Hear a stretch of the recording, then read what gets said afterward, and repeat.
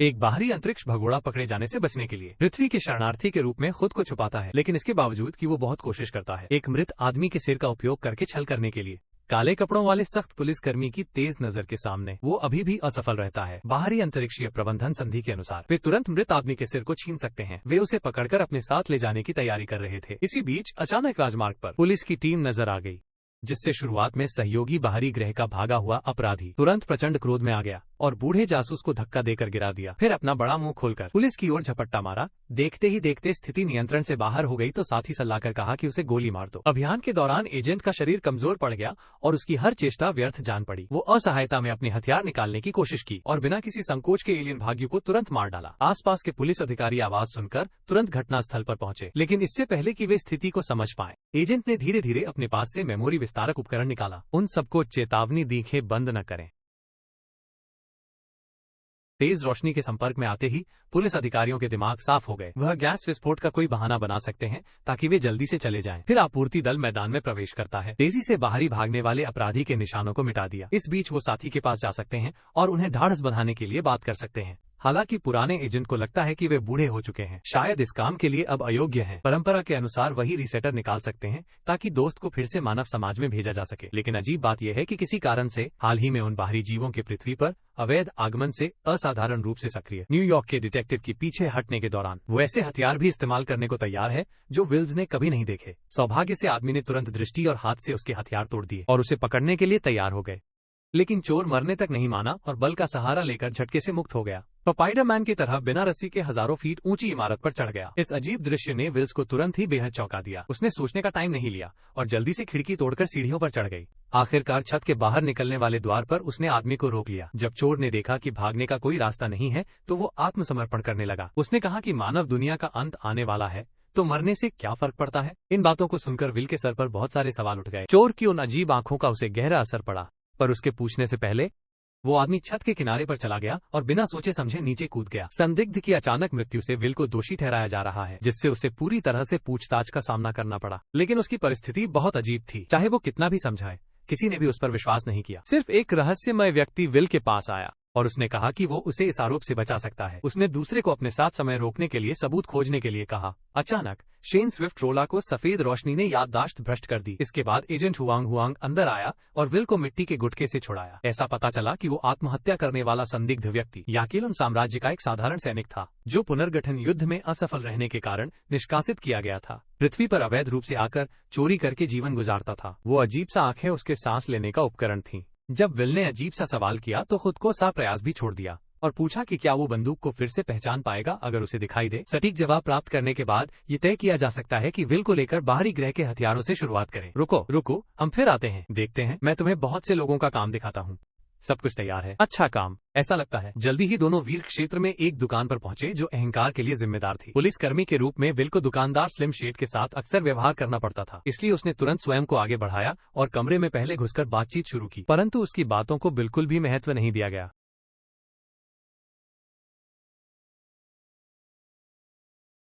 क्या आप अभी भी गलत बातें कर रहे हैं? क्या आप अभी भी बकवास कर रहे हो? मैं 3 बार मारूंगा। अपने हाथ अपनी टांग पर रखो। मैं अभी भी बकवास कर रहा हूं। मैं तुम्हें मार डालूंगा। तुम्हारे पास बहुत आत्मविश्वास है। क्या तुम अभी भी बकवास कर रहे हो?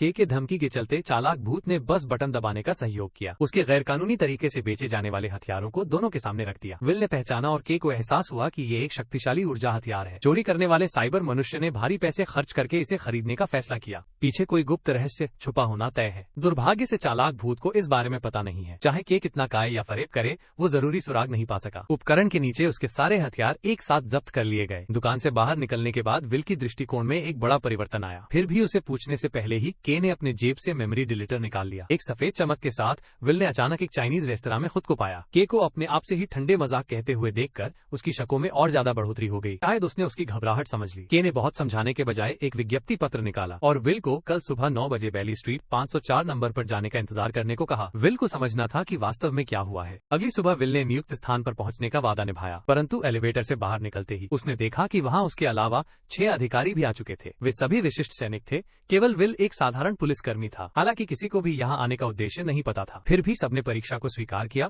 और प्रतियोगिता में प्रवेश किया, ऐसा जानते हुए नहीं कि वास्तविक परीक्षा सिद्धांत की नहीं आर्ट, बल्कि ये जांच करने के लिए है कि उम्मीदवार अजनबी परिस्थितियों में गतिशीलता से कैसे निपट सकता है, अपनी पूरी क्षमता का उपयोग करें। हालांकि विल्टो की मेज का हरकत मशीन बेहद कर्कश थी, परंतु पारंपरिक शैली को तोड़ने वाला अंदाज आंखों को खुला देने वाला था। जल्द ही दूसरा डिजाइन परीक्षण शुरू हुआ। सभी तुरंत केंद्रित हो गए। अंधेरे में राक्षस ने पागलपन से बंदूक चलाई। सिर्फ विल ने अभी तक गोली नहीं चलाई। बहुत मुश्किल से उसने फैसला किया, बिना किसी दया के एक नन्ही लड़की को मार डाला। पूछताछ के सामने विल ने अपनी अनूठी राय दी। उसने देखा कि वे राक्षस चेहरे के हिसाब से डरावने थे, लेकिन उनके व्यवहार में कोई खतरा नहीं था। मुझे ऐसा लगा कि उनके चेहरे पर यह नहीं लिखा था कि वो ऐसा नहीं है, एक बच्चा है, वो टिकटॉक पर है। सिर्फ ये 8 साल की लड़की रात को पत्थरों से भरी गलियों में चल रही थी। उसके हाथ में एक क्वांटम भौतिकी की किताब थी जो उसकी उम्र के लिए बहुत जटिल थी, इसलिए वो और भी अधिक दिलचस्प लग रही थी। विल का प्रदर्शन ने सर्वोच्च अधिकारी को प्रभावित किया और उनकी सफलतापूर्वक सिफारिश के बाद उन्हें ब्लैक सूट एजेंसी में शामिल होने का मौका मिला। जब अधिकारी सामूहिक रूप से जांच कक्ष में बुलाए गए, तब विल को के मुंह से पता चला कि ब्लैक सूट एक रहस्यमय संगठन है जो बाहरी जीवों को अंधित करता है। यह कई दशक पहले से इन आकाश गंगा के निवासियों को आश्रय प्रदान कर रहा है। ऊपरी इमारतें भी वास्तविक अंतरिक्ष यान है। शुरू में विल ने इस बात पर विश्वास नहीं किया, जब तक उसने स्वयं एलियन को देखा और उसका दुनिया दृष्टिकोण बदल गया। विल को बताया जा सकता है कि पृथ्वी पर लगभग 1500 एलियन हैं, जिनमें से अधिकांश सामान्य जीवन जी रहे हैं, लेकिन इंसानों को इस बारे में पता नहीं है। अनावश्यक उथल पुथल से बचने के लिए ब्लैक सूट एजेंसी को एलियन जीवों पर न रखना होगा, साथ ही मानवता की सुरक्षा सुनिश्चित करके पूरे ब्रह्मांड की शांति की रक्षा करनी होगी। और एक कुशल काले वर्दीधारी स्टंट बनने के लिए उन्हें सब कुछ छोड़ना होगा और मानव दुनिया से स्वेच्छा से गायब होना होगा। सोच। एक रात विचार करने के बाद विल फिर भी काले वर्दीधारियों में शामिल होने का फैसला करता है, इस महान मिशन के लिए अपनी पूरी जिंदगी समर्पित करने के लिए। जैसा कि विल ने वादा किया था, उसके बुद्धिमान हृदय में गर्व था। खुद उसे काले वर्दीधारियों के मुख्यालय में ले जाते हुए विभिन्न प्रकार के एलियंस को देखा और मानव समाज से दशकों आगे के विभिन्न हाईटेक उत्पादों को भी देखा। विल की नौकरशाही का पहला दिन ही नहीं सोचा था कि वो कंपनी की इमारत को तोड़ने से बच जाएगा।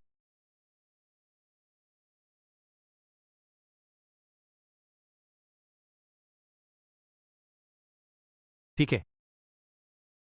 फिर उन्होंने विल को मध्य निगरानी कक्ष का परिचय दिया, जहां पृथ्वी पर सभी अल्पावर्णियों की निगरानी की जाती है। उनमें से न केवल प्रसिद्ध फिल्मी सितारे और विभिन्न तहों के शासक शामिल हैं, बल्कि विल के प्राथमिक शिक्षक भी एक अल्पावर्णीय के रूप में छद्म रूपधारी कर रहे थे। इसी क्षण सी अधिकारी दोनों के पीछे अचानक दिखाई दिया और विल को काले कपड़ों का विशेष वस्त्र पहनने के लिए भेज दिया। उसके बाद उच्च तापमान का उपयोग करके उसके अंगुलियों के निशान जला दिए गए। विल से संबंधित सभी पहचान जानकारी को एक एक करके हटा दिया गया। काले कपड़े पहने हुए एजेंट का जन्म हुआ। जानकारी के अनुसार हाल ही में एक अनधिकृत अंतरिक्ष यान पृथ्वी पर उतरा है, जिससे बड़ी संख्या में विदेशी प्रवासी निगरानी क्षेत्र से भाग गए। ये स्पष्ट रूप से तर्कसंगत नहीं है, इसलिए सी ने तुरंत के को आदेश दिया कि वो लेकर जाए और उन्हें रोके और विदेशी जीवों के अवैध रूप से सीमा पार करने के कारण खोजे। परंतु जब पूछताछ की गई तो झांग यू ने सच्चाई नहीं बताई और नवजात बच्चे के साथ न्यूयॉर्क छोड़ने का खतरा उठाया। इससे के को असाधारण महसूस हुआ। सच्चाई जानने के लिए उसने जानकारी एजेंसी से सुराग इकट्ठा करने का फैसला किया, परंतु जो जगह उसने अपने विचार में नहीं सोची थी वो था गॉसिप पत्रिकाओं की सड़क पर स्टॉल। और उससे पहले कि वह कुछ कह पाता, के ने एक असाधारण र देखी। कवर पर महिला का दावा है कि एलियन ने उसके पति का मस्तिष्क चुरा लिया। जैसा कि समय बीतता देखा, दोनों तुरंत खेत पर पहुंचे और संघीय अधिकारी बनकर छद्मवेश में आए। उन्होंने उससे ये जानकारी प्राप्त की कि अज्ञात उड़न वस्तु रात को गिरी थी। उसका पति बंदूक लेकर बाहर निकला और स्थिति की जांच करने लगा और उसने देखा कि आंगन में एक गहरा गड्ढा बन गया था।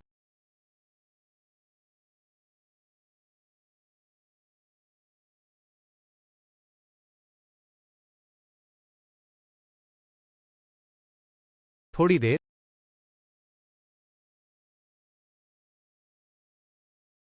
जब पति घर लौटा, उसका व्यवहार अचानक अजीब हो गया। वो न केवल बड़ी मात्रा में चीनी पानी पीने लगा, उनकी त्वचा भी ऐसी लग रही थी जैसे निकलकर गिरने वाली हो।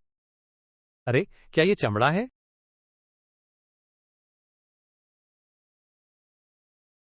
औरत के बयान से पता चला कि बड़ी मुसीबत का सामना होने वाला है। जल्दी से उसकी याददाश्त मिटाकर वे फीडर खाई में पैटर्न का परीक्षण करने लगे। परिणाम अनुमानित था। उनके सामने आने वाला खतरा था री-इन्वेडर्स का हमला। पिछले अनुभव से पता चलता है कि जब भी ये बहुत ही जंगली जाति आती है तो खून, किश और हिंसा जरूर शुरू होती है। शायद थोड़ी देर के लिए जाकर देखने से हमें जवाब मिल जाए। केवल इतना ही दुर्भाग्यपूर्ण है कि पृथ्वी पर रहने वाले याकिरन जाति के राजकुमार को आपदा का एहसास नहीं हुआ कि खतरा आ गया है। वो सामान्य तरीके से अपने पालतू बिल्ली को लेकर रेस्तरां में खाना खाने आए, जिससे कहीं नहीं सोचा था कि वेटर के रूप में छिपे हुए रिबॉट ने उन्हें बचाकर मार दिया और टेबल पर रखे रहस्यमय बॉक्स को ले लिया। जल्द ही दोनों के शव को मर्ग में भेज दिया गया। शव परीक्षण के दौरान फॉरेंसिक डॉक्टर रोला गोल्डकॉर्न को पता चला कि उनमें मसाक 6-5 नहीं है जब वो असामान्य स्क्रीन पर इसे दर्ज करने जा रहे थे। स्वास्थ्य विभाग के रूप में छद्म व्यक्तित्व धारण करने वाले काले कपड़ों के विशेष पुलिस अचानक दिखाई दिए। वे 2 शवों की जांच करने लगे।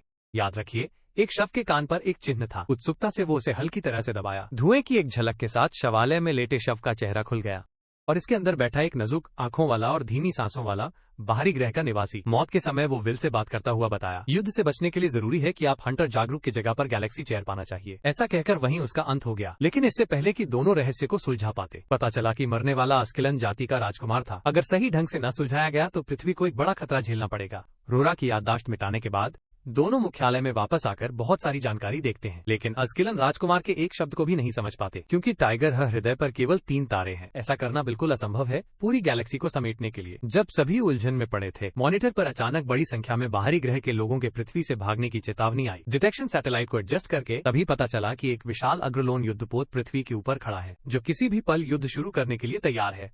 चारों ओर रास्ता न पड़ने पर दोनों को राजकुमार के गहनों के महल में ढूंढने जाना पड़ा। ऑपरेशन से पहले उन्हें अपने वांछित हथियार हासिल हो गए।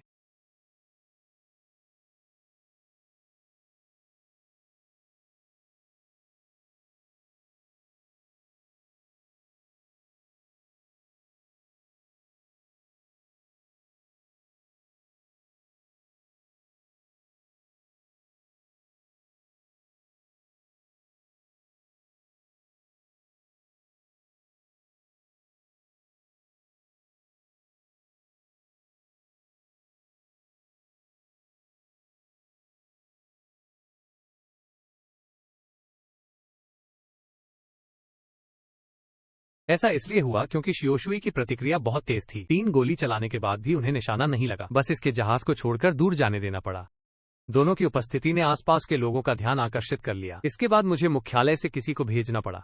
पर जब मुझे पता चला कि अजीलियंस ने ब्लैक आर्मर से मिल्की वे का प्रतिनिधि मांगा, पर मिल्की वे का प्रतिनिधि इतना बड़े से पृथ्वी पर आ सकता है, रहस्य को सुलझाने के लिए उन्हें मिल्की वे का विशेषज्ञ ढूंढना होगा।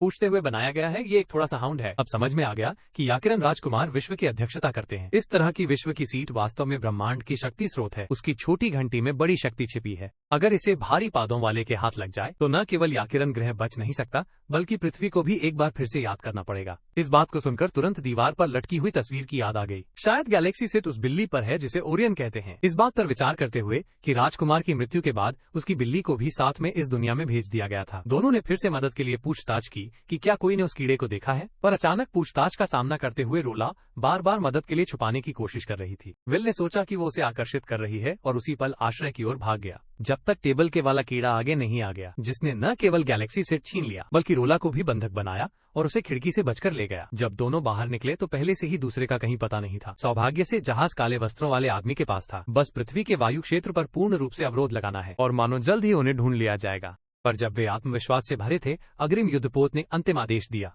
अगर 1 घंटे में आकाशगंगा की सीट नहीं मिली तो वे पृथ्वी को नष्ट करने के लिए तैयार, समस्या का अंत करने के लिए। जब सभी लोग निराश थे, विल ने अचानक दीवार पर लगी तस्वीर को देखकर याद किया, कहीं 2 अंतरिक्ष यान तो नहीं खड़े हैं। अगर जोंगजू धरती से जाना चाहे तो ये मौका जरूर ले लेगा। और वास्तव में बात विल के अनुमान के बिल्कुल सही थी। इस समय जोंगजू रोला हुआंग को लेकर अंतरिक्ष यान पर चढ़ रहा था। उसने देखा कि वो इसके बजाय पेड़ पर कूदना पसंद करेगी, जिससे उसके साथ छोटे छोटे तेते न पैदा हों। आदमी भाग्यवश और अधिक परेशान नहीं हुआ और तुरंत अंतरिक्ष यान चालू किया। सैनिकों को छोड़ने की तैयारी की। न सोचा था कि अंतिम क्षण में जेके दोनों समय पर पहुंचे। भारी बादल हथियार उठाकर उसे जमीन पर गिरा दिया। अंतरिक्ष यान के टूटने के बाद विशाल तिलचट्टा ने क्रोधित होकर नकली वेश धारण कर अपनी असली रूप दिखाया। दोनों को झटके से होश आने तक प्रतीक्षा की। अपने हथियार को बड़ी चिंचोड़ ने गल में ले लिया। उसे पता था कि शारीरिक लड़ाई में वह कभी नहीं जीत सकता, इसलिए उसने बड़ी चिंचोड़ को गुस्सा दिलाने का फर्ज लिया और उसे खाने के लिए आमंत्रित किया।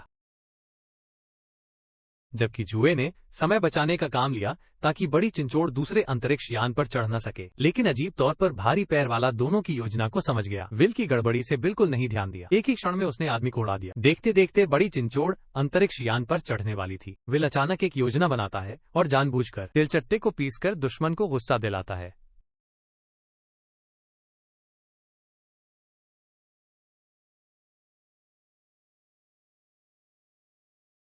बड़ा कीड़ा इसे देखकर तुरंत क्रोधित हो जाता है और बिना कुछ कहे विल से लड़ने की तैयारी करता है। पर इसी वक्त पेट में खाए गए उस हथियार को आखिरकार प्राप्त कर सीधे ट्रिगर खींचता है और बड़े तिलचट्टे को 2 टुकड़े कर देता है। गैलेक्सी के साथ खतरा खत्म हो जाता है, लेकिन दोनों को ये बिल्कुल भी नहीं पता था कि रीगर की जीवन शक्ति इतनी मजबूत है। अपने ऊपरी शरीर को खींचते हुए वो अंतिम घातक हमला करने की कोशिश कर रहा है। खतरनाक पल में रोला ने समय पर ट्रिगर दबाकर उसे पूरी तरह से खत्म कर दिया। ऐसा लगता है कि उसमें एक काले कपड़े वाले एजेंट बनने की सभी योग्यताएं हैं। कहानी के अंत में जैसे जैसे कैमरा आगे बढ़ता है तभी पता चलता है कि मनुष्य के लिए बेहद दूर की वे उच्च सभ्यता की नजर में तो बस एक अंडा जैसा है।